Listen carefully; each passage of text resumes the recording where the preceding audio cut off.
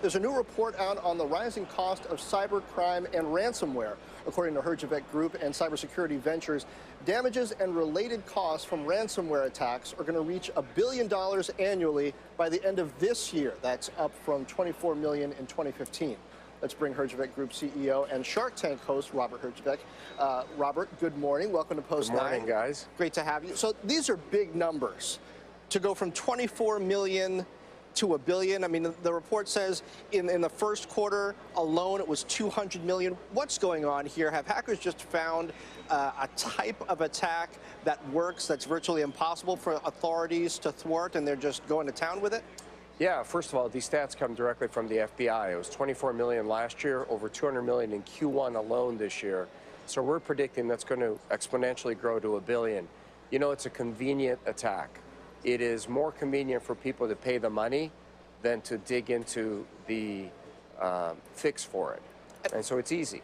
And it seems like what happens here is the hacker tricks some individual usually into giving access to the system. They encrypt all the files in the system, in essence taking them hostage, and then they say, if you want your data back, give us the money. How do you thwart that type of attack other than getting your people a lot smarter about clicking on links that come in through email or using flash drives or any of those other classic ways that the hackers use? Well, you know, it's a traditional spear phishing type of methods. And what we always say to people, it comes down to user training, number one.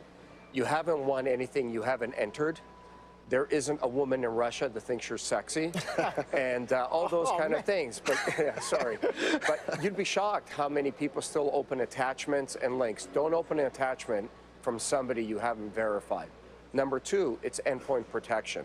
There's a variety of tools today besides traditional antivirus, products like CrowdStrike and Cylance that can do that kind of validity for you. So if you do pay this ransom, so to speak, what's to prevent you from becoming a repeat victim?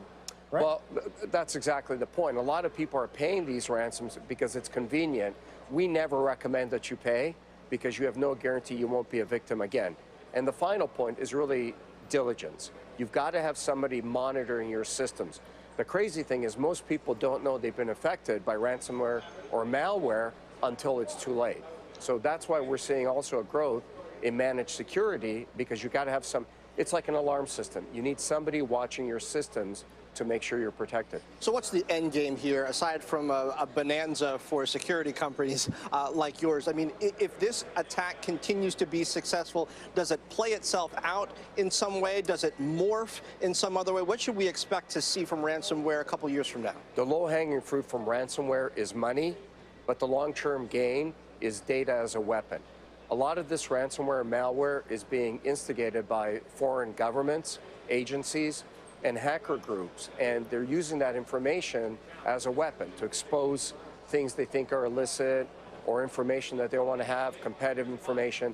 The cost of data and the loss of data is much more valuable than paying a little bit of money. But in the short term, it's money. That's what people are after. In terms of shares of victims, public, private, right? Are governments most under attack, or is it private enterprise? Yeah, it's a lot of consumers, but the number one area right now is healthcare, hospitals and healthcare.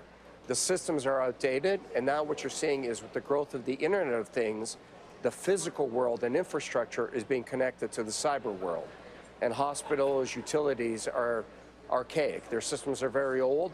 They're in a rush to connect those systems, and so there's creating a lot of gaps. I guess with the information they have, it's the closest thing you have to a live hostage also. Lives are at stake. Last question, Apple's got an event today. Lots of people store important data in their iPhones. There's been controversy over how hard it is for governments to get into them. What do you think Apple ought to announce around the security of the iPhone? Should they go tougher? How much tougher? Do they need to have additional biometric measures? What? Well, we saw that Apple's security is pretty tough to begin with. You know, they had to hire a third-party firm to hack into it. I don't think we're going to see much more on the security. I think that they feel they're confident about it. They're always going to continue to increase the security on an iPhone. But I think a lot of the announcements today are going to be aesthetic. You know, I think we're all hearing a thinner phone. I still don't know how I feel about losing my earphone. Like, I love my earphones. They're red. Yes. They fit in my ears. I have funny ears. Do I want to lose those? Yeah, I know how I feel. We'll both be watching with interest. Yes. Robert, thanks so much for joining you, us. guys. Robert Herjavec.